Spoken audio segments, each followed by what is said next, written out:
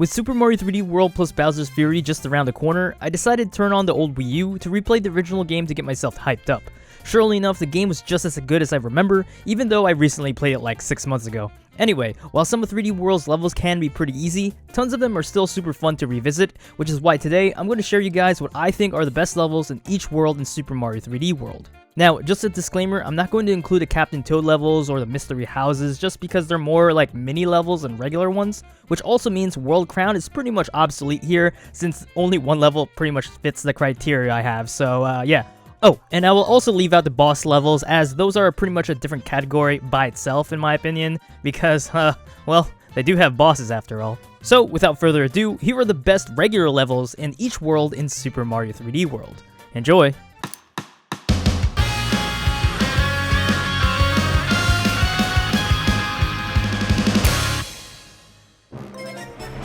First up, we have World 1-5 Switch Scramble Circus. Now, I think this level shines the most in World 1 because of its colorful presentation and its ability to set itself apart from the rest of the levels. Super Bell Hill and Koopa Troopa Cave, while fun, are a bit more in the generic side, and Mount Beanpole too, to be honest. They all follow that overworld, then underground, and then sky platformer level style. Riding Plessie is also relatively fun, but it's also relatively short. So I think Switch Scramble Circus definitely takes the cake. And the fact that this does take place in a circus is already much more fascinating since Nintendo hasn't ever abused this theme before. Plus, even though it's pretty easy to light up all the switches, it's still really solid and the most fun to dive into overall. Yes, one of the first levels, if not the first level to introduce the coolest power-up in the game, the Double Cherry. Here, we enter a pretty bright environment filled with block steppers and tons of blocks that zigzag up or down, which teaches the player how difficult it can be to control, multiple Luigis. And to be honest, I just love this concept. It's genius to teach a player like this, and as you progress through the level, it gets a bit more difficult with more block steppers and fire bros. The main objective here is to use them to get a green star and a stamp, so it can be a pretty tough challenge at the beginning if you're a completionist. I was going to give World 2 to Shadow Play Alley because of its cool silhouette theme, but nah. Double Cherry Pass is definitely a better experience since it's in 3D, and again, with its incredible level design. When it comes to World 3, all of them are pretty solid. I don't think any of them suck or are boring, so it's a bit difficult to choose at first. I first thought Mount Mush Rush since it takes reference to Super Mario Kart and is fun running through the dash panels, but I found the fun falling short as it's so quick to finish and you're pretty much holding right the whole entire time. So I decided that Snowball Park is the best course in World 3. First of all, the music absolutely slaps as a snow theme, and it introduces the ice skates, which is pretty similar looking to the Karibo shoe in Super Mario Bros. 3. In addition, Snowball Park has you guessed it, throw a lot of snowballs at Biddy Buddies and Pokies, and riding those ice skates is super fun thanks to this particular level being pretty decently open. Overall, 3-1 really feels like you're playing in the snow, which reminds me of the days I used to have snowball fights with the neighborhood kids. Wow, now I feel kinda old, even though I'm not. Okay, so now we travel to World 4, where I initially thought this one would display tons of sand-themed levels. Thank goodness I was wrong. I personally hate sand levels. Anyway, while Big Bounce Byway was pretty fun the last time I played it, it can be rather slow at times since the main theme here is to bounce on those mushrooms. Which is why I opted to choose Beat Block Skyway as my best pick in this level because, well, it's not slow and it reminds me of that one Super Mario Galaxy 2 level. What's interesting here is that the blocks turn on and off according to the beat, which is a unique idea that Nintendo hasn't really used that much, so yeah, it's nice to see this type of thing return once in a while. The Double Cherry also returns here and can be pretty difficult to keep all of them. God damn it, I need 4 Marios. Oh well, Mario get you next time. Other than that though, it's another colorful yet vibrant level with some style. Love seeing the LED 8-bit Luigi in the background, and this slide in the end literally made me suicide twice. What the heck? Whatever. Still super fun, man. At World 5, I feel like nothing can beat 5-6 Cakewalk Flip. A level with another returning idea that I finally remember when I played Super Mario 3D Land years ago. The red and blue panels can be confusing at first, as you gotta remember every jump you take literally switches the panels from red to blue or blue to red. I also distinctively remember my first time having a hard time getting that green star in the end because I thought I could take a shortcut and oh, there I go. Another thing worth mentioning are some panels have piranha plants in them, so if you're not paying attention enough, those guys can scare the shit out of you. No, I mean it. Not to mention, this part here isn't just regular platforming, it's thinking platforming. Overall, this idea never gets old to me, which is why I find this one so fun, and one I like to return to. Oh, and by the way, does anyone else get hungry just from looking at this level? Why do they have to torment me by making me step over perfectly sliced cakes, dude?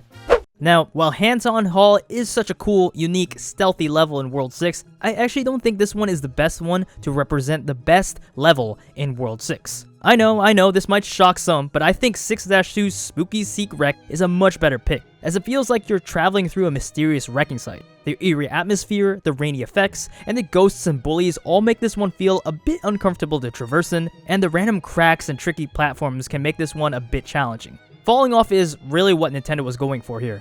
To add, I like traveling inside the ship as there's always some sunken treasure to find here. In the end, you pretty much have to bully those bullies and then you win. It's such a cool reference to Super Mario 64 and such a solid level in my opinion. Finally, we get to our first non-numerical world, World Castle. Okay, I know it's a bit weird to say, but what else can I call it? Anyway, World Castle has tons of fire levels. Fort Fire Bros? Duh, it's got fire in the name. Simmering Lava Lake? Hello? Lava. Red Hot Run? Doesn't sound that scary. Oh my gosh! Okay, well it does seem like this level is too scary for my liking, I swear. Castle Dash 3 is like a good nightmare. It's like Mount Mush Rush to the freaking maximum. Instead of just holding right, you have to go forward in 3D space while avoiding falling off or getting hit by rotating spikes. Now, it doesn't sound that hard, but getting the collectibles are a totally different story. And you know what? I might be a little masochist here, but I actually like dying trying to get those collectibles. It's hard, but not impossible, and the fact that I'm going super fast trying to control my characters just gives off an exhilarating feeling. And bingo, that's the highlight here. It's an exhilarating level, almost like riding a roller coaster.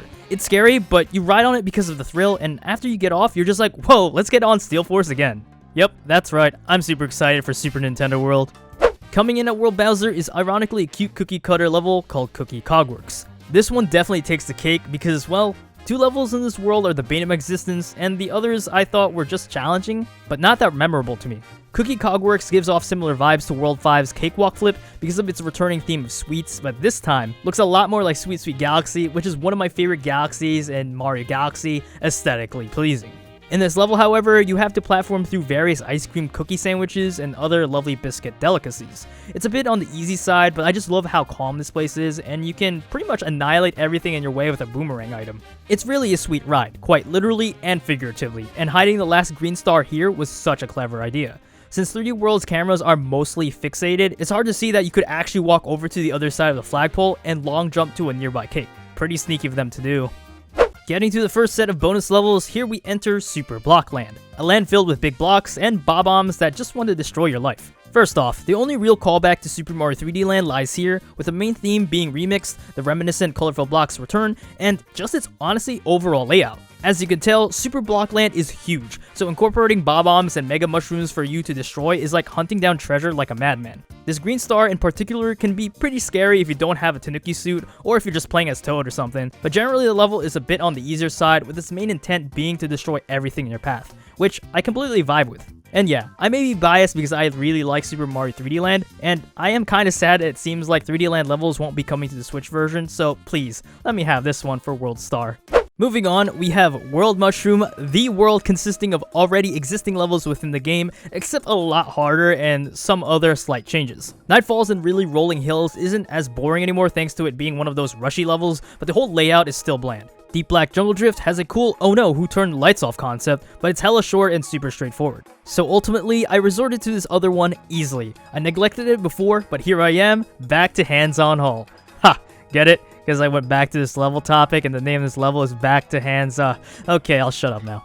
Anyway, Back to Hands-On Hall is like the first one, but here there are more enemies on your way trying to stop you from running through the pagoda, and you get to throw baseballs, dude. Baseballs at people. Yeah, the supporting item ain't new, but I'm just glad they have much more of a purpose here now. I find it extremely satisfying knocking Hammer Bros, Fire Bros, Boomerang Bros, Goombas with pretty much this item and hitting the gongs with it, ugh, icing to the experience. This concept by itself is definitely not something to overlook, and I'm just glad they took this literally to the next level. And finally, we arrive at World Flower, home to more difficult levels because of faster Fort Fire Bros, floating fuzzy time mine, and probably some other one that I'm forgetting. However, not all levels here are a total pain. One of them in particular is what I like to call the one with reasonable or understandable pain. And that one, my friends, is Honeycomb Skyway. It's pretty much a remake of Honeycomb Starway, but it takes it to the next level with ice combs, fire combs, herds of bitty bugs, knowing fiery piranha plants, big piranha plants, and this freaking trolley section. Like, Bruh, even though this part trolled the heck out of me, it's still genius to this day. I don't care what anyone says, I freaking love this part. I found myself literally laughing every time I fall for this trick, because it just doesn't happen every day in a Mario game, you know? Like, you just go through a clear pipe and oh, there you go, I'm dead. Like, what the heck, Nintendo? I didn't think you would actually have to wait.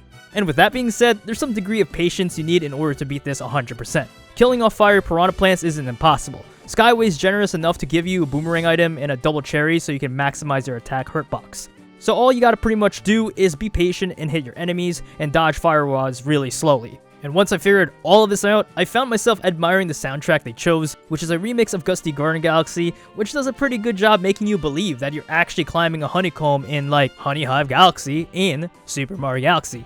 Wow, that's a lot of galaxies in one sentence. Overall, a solid level with no major complaints. I will say it's a bit on the slow side, but after comparing this to the other ones, Skyway has them beat pretty well. Alrighty guys, there you have it, the best levels in each world in Super Mario 3D World. For those who have played this game, what are your favorite ones and why? I would love to hear what you think in the comment section down below. As of always, if you enjoyed today's video, consider dropping a like and subscribing. I do a lot of Mario content on this channel, and we'll be doing more Mario 3D World videos in the upcoming weeks. I also will be live streaming Bowser's Fury once it releases February 12th, so be sure to follow me on Twitch if you want to see that. Anyways, thank you so much for watching today's video, and I'll see you guys next time. Peace out, my duders.